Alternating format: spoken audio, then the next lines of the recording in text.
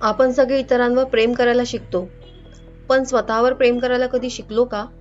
दररोज आपण स्वतःवर टीका करतो, स्वतःला दोष देतो आणि तरीही आपल्याला वाटतं की मी पुरेसा नाही. नमस्कार मित्रांनी मैत्रिणींनो, स्वागत आहे तुमचं तुमच्या बुक वाइब्स विथ प्राजक्ता या यूट्यूब चॅनलवरती. आज आपण बघणार आहोत गियाना मॅगो यांच्या एका पुस्तकाबद्दल. पुस्तकाचं नाव आहे the art of loving yourself. लेखिका म्हणते की तू पुरेशी आहे. तुझं जीवन तू स्वतः बदलू शकते. फक्त एक गोष्ट शिकलीस तर, ते म्हणजे स्वतःवर प्रेम करायला. आज आपण बघणार आहोत हे पुस्तक जे तुम्हाला तुमच्याशी पुन्हा जोडून देईल. आता बघूया पुस्तकातील पहिला भाग, म्हणजे तुम्ही स्वतः पुरेसे आहात.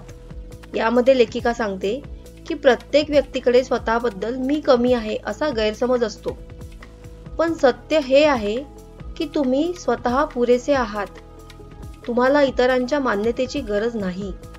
म्हणून लेखिका म्हणते स्वतःवर प्रेम करणं म्हणजे स्वतःला इतरांपेक्षा वर मानणं नाही, तर स्वतःला कमी न समजणं. एक उदाहरण बघूया. जेव्हा एखादी व्यक्ती सोशल मीडियावर इतरांचं परिपूर्ण जीवन पाहते, तेव्हा ती स्वतःला कमी समजते. पण लक्षात ठेवा, ते फक्त हायलाइट्स आहेत, संपूर्ण सत्य नाही. स्वतःवर प्रेम करायचं असेल तर सगळ्यांशी तुलना करणं थांबवा. आता बघूया पुस्तकातील दुसरा भाग, म्हणजे मनातील आवाज. यामध्ये लेखिका सांगते की आपण आपल्या मनाशी दररोज संवाद करतो, पण तो संवाद बहुतांश वेळा नकारात्मक असतो.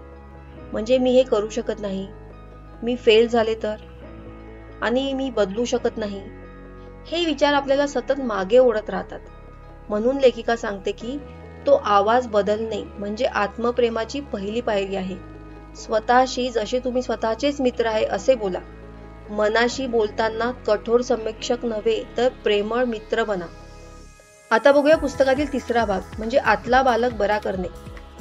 प्रत्येकाच्या आत एक लहान मूल असतं, ज्याला स्वीकार, प्रेम आणि विश्वास हवा असतो.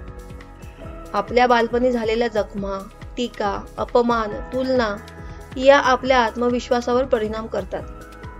म्हणून लेखिका सांगते की आतल्या मुलाला परत ऐका, त्याला माफ करा आणि त्याच्यावर प्रेम करा.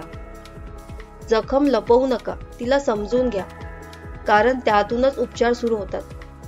आता बघूया पुस्तकातील पुढचा भाग, म्हणजे आरशाशी संवाद.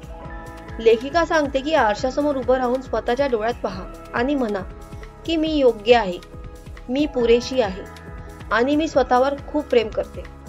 हे आरंभी जरा विचित्र वाटेल, पण हळूहळू ते आपल्या मनात आत्मविश्वास निर्माण करते. हा व्यायाम म्हणजे सेल्फ लव्हची खरी सुरुवात आहे, कारण आरसा तुम्हाला तुमचे दोष दाखवत नाही, तो तुम्हाला तुमचं सौंदर्यच दाखवतो. आता बघूया पुस्तकात पाचवा भाग, म्हणजे मर्यादा ठरवणे. आत्मप्रेम म्हणजे हो म्हणणं नव्हे तर योग्य वेळी नाही म्हणणे. इतरांच्या अपेक्षा पूर्ण करताना स्वतःला विसरू नका. मर्यादा घालणे म्हणजे स्वतःबद्दल आदर राखणे आहे. मर्यादा म्हणजे भिंती नाहीत, त्या तुमच्या मनाच्या शांततेचे रक्षक आहेत. आता बघूया पुस्तकातील पुढचा भाग, म्हणजे सोडून देणं शिका. जुने दुःख, जुने अपयश किंवा नात्यांचा भार, हे सगळं धरून ठेवणं म्हणजे स्वतःवर अन्याय करणं आहे. म्हणून लेखिका सांगतात की काही वेळा सोडून देणं हेच सर्वात मोठे उपचार आहे. भूतकाळात अडकून तुम्ही तुमचं भविष्य गमावू नका. काही गोष्टी विसरण्यासाठी नाही तर त्या शिकण्यासाठी घडतात. म्हणून त्यांना सोडा आणि पुढे चला. आता बघूया पुस्तकातील पुढचा भाग, म्हणजे स्वतःची काळजी घेणं. आत्मप्रेम हा फक्त विचार नाही, ती एक सवय आहे. पुरेशी झोप, शुद्ध अन्न, व्यायाम, ध्यान आणि मी टाइम, हे सगळं स्वकाळजीचं रूप आहे. म्हणून स्वतःला टाइम द्यायला शिकणं हे प्रेमाचं सर्वात सुंदर रूप आहे. तुम्ही जसे इतरांची काळजी घेतात तसेच स्वतःची काळजी घ्यायला पण विसरू नका. आता बघूया पुस्तकातील पुढचा भाग, म्हणजे प्रतिज्ञा आणि कृतज्ञता. पुस्तकात सांगितलं आहे की रोज सकाळी स्वतःला काही सकारात्मक वाक्य सांगावीत, जसं की मी आत्मविश्वासू आहे, मी शांत आहे, मी योग्य निर्णय घेते. आणि तसेच कृतज्ञता पाळा, कारण जे तुमच्याकडे आहे त्याची कदर केल्यावर विश्व तुम्हाला अजून देतं. कृतज्ञ मन हे चमत्कार निर्माण करतं, हे नेहमी लक्षात ठेवा. आता बघूया पुस्तकातील पुढचा भाग, म्हणजे स्वतःचा सर्वोत्तम आवृत्ती बनणं. आत्मप्रेमाचा शेवटचा टप्पा म्हणजे स्वतःची वाढ स्वीकारणं. तुम्हाला परिपूर्ण बनायचं नाहीये, फक्त कालपेक्षा थोडं चांगलं बनायचं आहे. प्रेम हे सतत वाढतं आणि त्यातूनच तुम्ही बदलता. म्हणून स्वतःशी स्पर्धा करा. कालच्या तुलनेत आज थोडं पुढे जा. आणि आता बघूया शेवटचा संदेश, म्हणजे तू करू शकतेस. लेखिका शेवटी सांगते, तुझ्या हातात तुझं आयुष्य आहे. कोणीच तुला वाचवणार नाही. तूच स्वतःची शक्ती आहेस. आत्मप्रेम म्हणजे जग बदलणं नव्हे, तर स्वतःकडे प्रेम नजरेने पाहणे. तर हा पुस्तकांचा सारांश तुम्हाला कसा वाटला हे मला कमेंटमध्ये नक्की सांगा. आणि या व्हिडिओला लाईक करा, कमेंट करा आणि आपल्या फ्रेंड्ससोबत शेअर करा.